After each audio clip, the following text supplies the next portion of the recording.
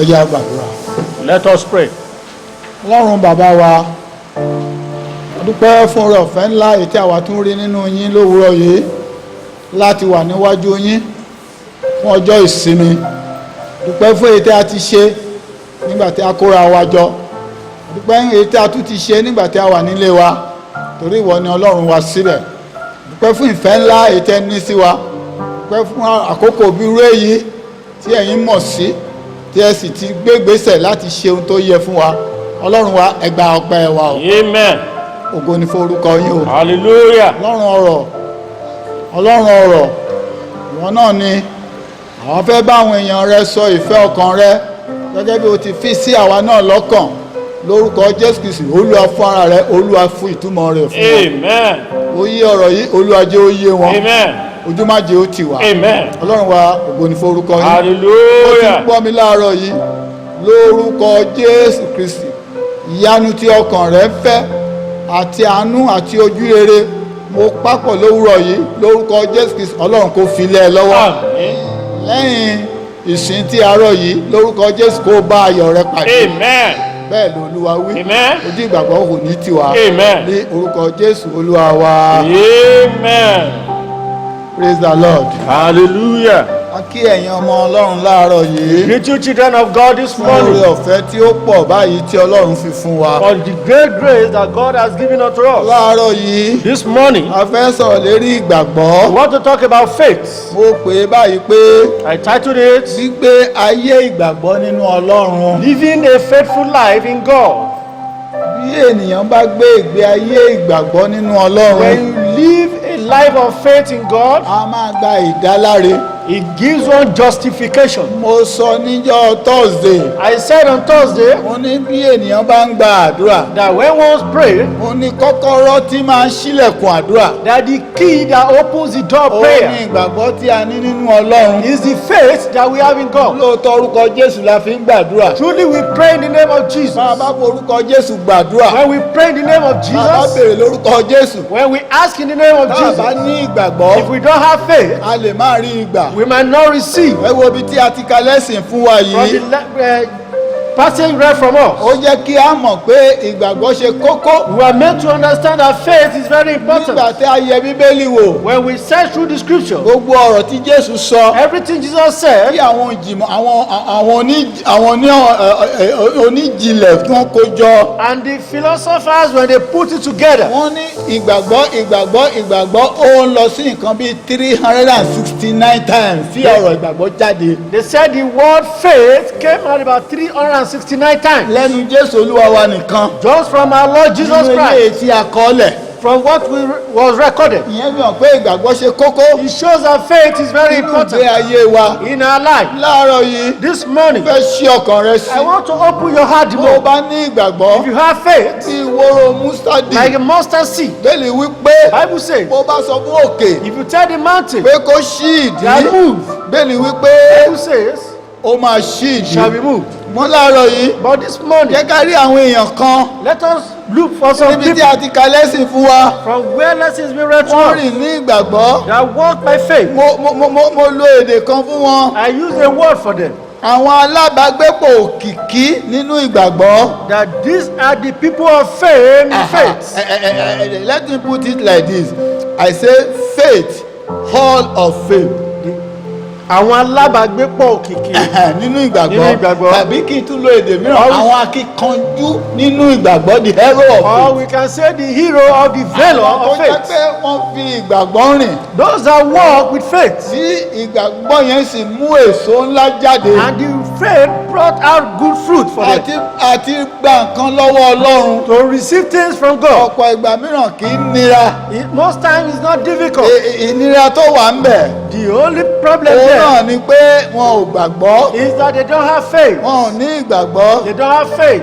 Bẹ́ẹ̀ni ó débì kan. It got to a place in the Bible Bí a bá gba Ọlọ́run gbọ́, that when we believe in God, tá a bá ní ìgbàgbọ́, when we have faith, à wu Ọlọ́run. we will please God. Èdè òyìnbó yẹn tún wù mí. À wu That Ọlọ́run. will please God. À tẹ́ Ọlọ́run lọ́rùn. We will satisfy God. À mú ọkàn Ọlọ́run balẹ̀. We will put God's rest. ẹni tí a bá dẹ̀ ti tẹ́ lọ́rùn And once we can please someone, ọ̀pọ̀ ìgbà a máa ṣe nǹkan ńlá fún wa. many a times He do great things for Bí ẹ us. jẹ́ mọ̀ pé ìgbàgbọ́ wa Do you know that our òun faith ló jẹ́ kí Ọlọ́run ó tẹ́wọ́ gbà wá. is what made God to accept Yes. us? Ìgbàgbọ́ wa ló jẹ́ kí Ọlọ́run ó tẹ́wọ́ gbà wá.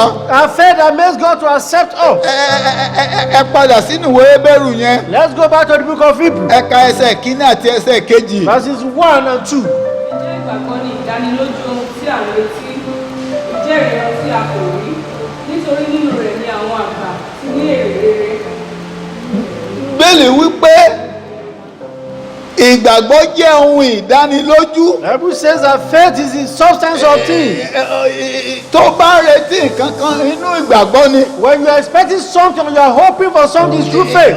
Bíbélì ní ìjẹ́rìí ohun tí a kò rí. It is the evidence of what you have not seen. Inú máa dùn sí àwọn kan And there are things I'm so happy with. tó bá ń lọ ibì kan. When they are going Wọ́n somewhere, làwọn ti gbà pé ibi tí àwọn ń lọ yìí ó máa bọ́ sí i. they said that they already have faith that where they are going, it will be possible. Èdè yẹn a máa tẹ́ mi lọ́rùn. This statement, I'm always satisfied with. Ẹsẹ̀ kẹta kí ló wí? Verse 3. Ìgbàgbọ́ ni a mọ̀ pé a ti dá ayé nípa ọ̀rọ̀ Ọlọ́run.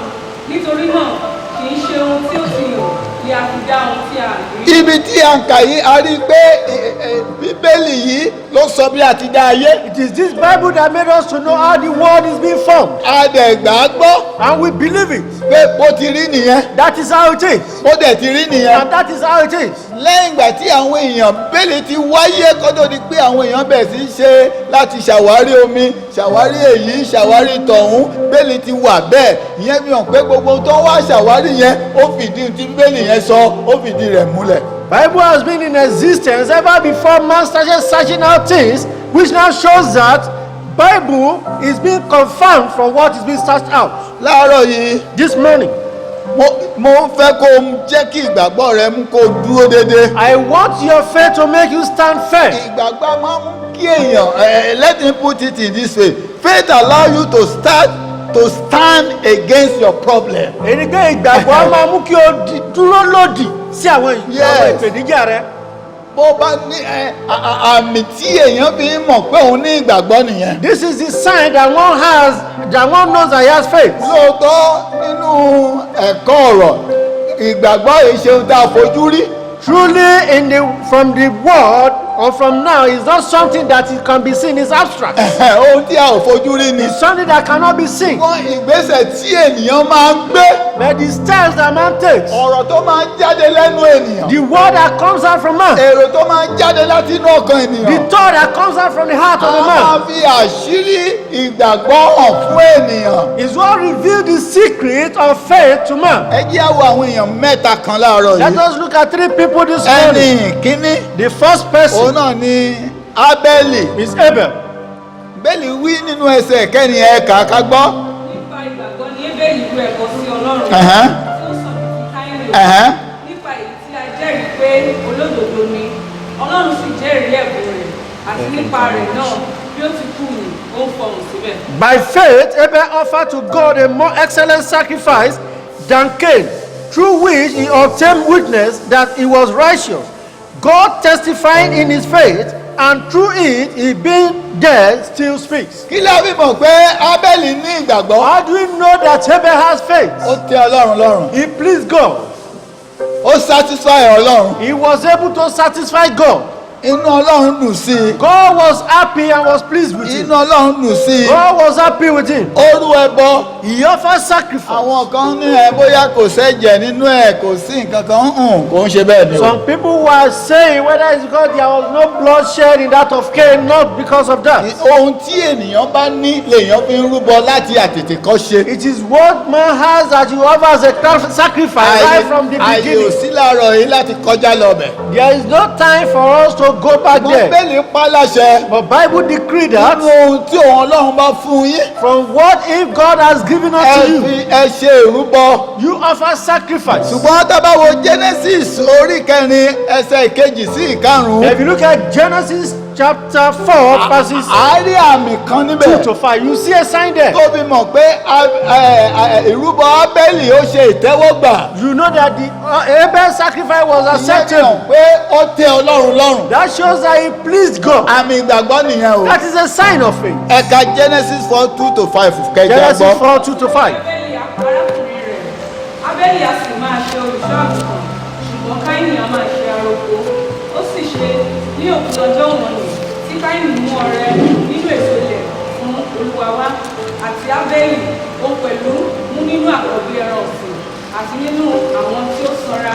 Olúwa sì fún bí rere wo Ábẹ́lì àti ọrẹ rẹ̀ ṣùgbọ́n Káínì àti ọrẹ rẹ̀ kò náání. ẹ ṣeun Bẹ́ẹ̀lì ní Olúwa fi ojú rere. Bible says, and God behold with favor. nígbà mìíràn nínú tó ń fún Ọlọ́run nínú ìgbésẹ̀ rẹ tí ò bá ti fi tẹ́ Ọlọ́run lọ́rùn Ọlọ́run ò kì í gbà á. Ìyẹn fi hàn pé ò nígbàgbọ́. Many a time from if you don't please God, if you are moving and it's not in accordance with the faith, then God will not be pleased. ohun ẹnì kejì tí mo fẹ́ kó rí láàárọ̀ And the yìí second person I want to see òun this náà ni morning Énọ́kù. is Enoch. Bẹ́ẹ̀lì ní ó bá Ọlọ́run rìn. Bible says that he walked with God.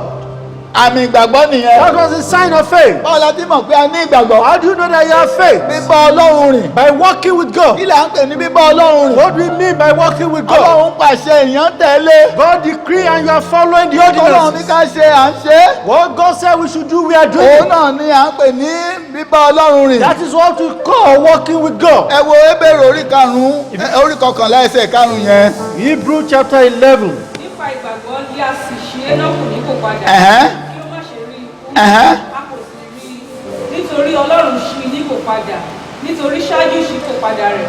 A jẹ́rìí sí pé ó wu Ọlọ́run. ǹjẹ́ ìwà àti ìṣe rẹ̀ ó wu Ọlọ́run? Is your character, your behavior please God? ìyẹn là ń pè ní ìgbàgbọ́. That is what we call faith. ibi tí ọ̀rọ̀ ìgbàgbọ́ ti ń jáde This is nìwọ̀nyí. where the word of faith comes out tí a from. ti ń mọ àwọn èèyàn tó ní ìgbàgbọ́ nìyẹn. This is how we know people that have faith. ẹ ọkùnrin yìí ó bá Ọlọ́run rìn. This man has walked with God, Ọlọ́run wá wù ú. and God was so pleased. òun náà wá wu And Ọlọ́run. he also pleased God. Ọlọ́run wá mú bẹ́ẹ̀lì tẹ̀ sọ pé dípò kó kú Ọlọ́run ṣí nípò padà. I made us understand that instead for him to die, he was transformed. tó o bá ní ìgbàgbọ́ tó bá wu Ọlọ́run, If you have faith and you please God, inú ipò tó wà yẹn ò lè kú sí. that position that you are, you will not die in there. ìṣòro yẹn ò lè kú sí. That problem will not overwhelm wọ́n you. fọwọ́ sọ̀yà fún ẹ láàárọ̀ yìí. I'm beating my chest and I'm assuring you ìkọ́jú that yẹn ò lè kú sí. that problem, that difficulty and affliction, you will not die in it. ọkùnrin yóò wu Ọlọ́run. This man pleased God, Ọlọ́run wá ṣí nípò padà. and God transformed him. a mú wá sọ́dọ̀ Ọlọ́run. He was brought up to God nítorí ó ní ìgbàgbọ́. because he has faith. ẹni ìkẹta tí màá fi hàn láàárọ̀ And the yìí. third person I will show you this òun náà ni morning Ábúráhámù. is Abraham. bẹ́ẹ̀ni pé ní ọ̀rẹ́ Ọlọ́run. Bible called him friend of báwo God. la yẹ mọ̀ pé Ábúráhámù ní ìgbàgbọ́? How do you know that Abraham has faith? ó gba Ọlọ́run gbọ́. He believed God. ó rìn pẹ̀lú He Ọlọ́run. walked with God. ó ṣèfẹ́ Ọlọ́run. He did the will of God. ẹ wo Hébérù orí kọkànlá ẹsẹ̀ kẹjọ. That Hebrews 11:8. yes.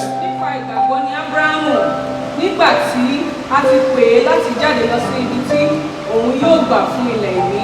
Ó gbọ́, ó sì jáde lọ láì mọ ibi tí òun rè. tẹ̀síwájú. Nípa ìgbàgbọ́ ni ó ṣe àtìpó ní ilẹ̀ ìlérí bí ẹni pé ní ilẹ̀ àjèjì. Ó ń gbé inú àgọ́ pẹ̀lú Ísákì àti Jákọ́bù àwọn ajogún ìlérí kan náà pẹ̀lú rẹ̀. Nítorí tí ó ń retí ìlú tí ó ní ìpìlẹ̀, èyí tí Ọlọ́run tẹ̀dó tí ó sì kọ́. ó ti tó. kí ni à ń sọ níbí yìí? What are we saying here? Ábúráhámù Abraham. tọ́lọ́run fi sọ pé ó ní ìgbàgbọ́. For God to have said he has faith, ìwà àti ìṣe ẹni. it was his character and his deed, ìrìn ẹni. his work, ìgbọ́ràn. obedience, ìgbọ́ràn. obedience.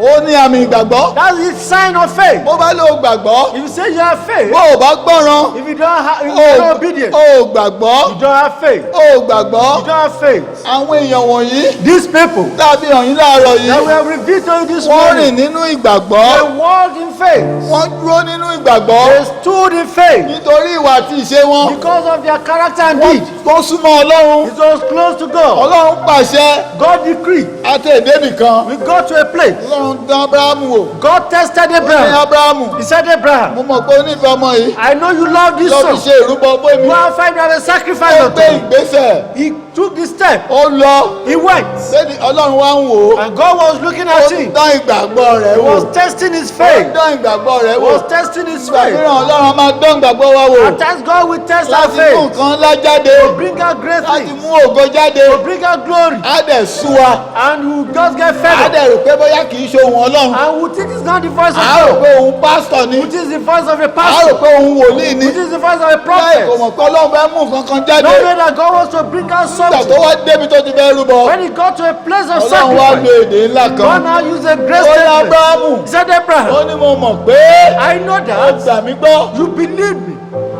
Ó gbọ́ràn. You are obedient. Ó ní ìfẹ́ mi. You love me. Mi ò ní kó pa. I'm not saying you should kill your life. Máa tẹ̀síwájú. Continue in it. Má jẹ́ oṣù ẹ̀. Don't get Tí fed ò bá up. wá sínú ayé If you rẹ̀, don't have it in your life, dìde láàárọ̀ yìí. stand up this Dá morning. Ọlọ́run gbọ́. Believe Ìmọ̀ God. Ọlọ́run. Walk with God. Àmì ìgbàgbọ́ nìyẹn. The sign of Ó dẹ̀ faith. máa dáa fún I ẹ. shall be well with Ọlọ́run you. kó bùkún ọ̀rọ̀. The Lord bless His word. Mo fẹ́ gbàdúrà méjì fún ọ. I want to pray for you to two prayer points. Àwọn kó kọ́kọ́ gbà fún ara rẹ̀. Or you pray for yourself. Àdúrà àkọ́kọ́ rèé. The first prayer point. Kígbe ńlá. Cry aloud. Olúwa bùkún ìgbàgbọ́ mi. Lord bless my faith. Mi ò ń yé kí n má gbàdúrà yẹn fún I ọ. always pray this prayer for myself. Ẹ máa sọ fún àwọn ènìyàn Ọlọ́run. I'll also tell the people Bàbá of God. dórí òkè yẹn ni máa kọ́kọ́ sọ fọ́lọ́run. Even when we get to the mountain, ìgbàgbọ́ mi. I say, Lord bless my Yóò faith. rọ̀ mí lọ́rùn. Let it be convenient and Yóò easy rọ̀ mí for lọ́rùn. me. Let it be easy Mo for wà me. lórí òkè. I was at the Mo mountain. gbàdúrà yẹn tán. I prayed that Wọ́n bá prayer. sọ pé wọ́n ní ìdí nǹkan kan. They said they needed Iye something. àwọn tó kàn ń tàn wá gbowó ni mo sọ yìí o. I'm not talking about people that Bẹ́ẹ̀ deceived lẹ́mí us to Ọlọ́run sọ pé collect ohun tó money. ní ìdí yóò ṣe pàtàkì. And the Spirit of God told me that what they Olúwa asked wá for is sọ very pé owó tó important. wà lọ́wọ́ mi. He said, all the money in your Mo wá pocket, kó jáde. I brought it out. Ẹ̀mí yẹn sọ bẹ́ẹ̀ fún mi. The Spirit told Èrò me. yẹn wá sọ́kàn. The thought came to my Ìṣe heart. yẹn wá sọ́kàn. The deed came to my Ó heart. ti drop ẹ̀ As tán. I dropped Kí it, iye mi tó wá ṣí. before my Mo mọ̀ understanding pé got ètè èṣù open, nìyẹn. I knew that was of Kí Satan. ló fẹ́ fọ mọ́tò lọ How rí? will you now transport yourself Ẹ̀yin back ọmọ home? Ọlọ́run. Children of Kí n God. tó kúrò ń bẹ̀. Before I left the Ọlọ́run mountain, yà mí lẹ́nu. God bless me Kígbe surprise. ńlá. Cry aloud. Olúwa bùkún ìgbàgbọ́ mi láàárọ̀ Bless yìí. my Ó faith. yá kígbe àdúrà. Open your mouth and pray. In the mighty name of Jesus. Lord bless my faith this morning. Gbọ́ àdúrà wa Jésù Kristi Olúwa wa. Amen. Àdúrà kejì rèé. Second prayer point. Gba lọ́pọ̀lọpọ̀ ibi tí mo wà throughout lánàá. I prayed it where I was Mo yesterday. dọ̀bálẹ̀ sí lánàá mo ń gbà ń bẹ̀. Where I prostrated and praying, I prayed it. Kígbe sí Ọlọ́run. Cry out to God. Olúwa Lord, jẹ́ ń wù ọ́ sí i. let me please you the more. Jẹ́ ń wù ọ́ sí Let i. me please you the Àmì more. ìgbàgbọ́ nìyẹn. It's a sign of faith. Àmì ìgbàgbọ́ It's a nìyẹn. sign of Jẹ́ ń faith. wù ọ́ sí i. Let me please you Ní gbogbo ìrìn. in all my Jẹ́ ń wù journeys. ọ́ sí i. Let me please you. Gba àdúrà yẹn. Pray that Ọdẹ prayer. súre fún ẹ. And I'll bless you.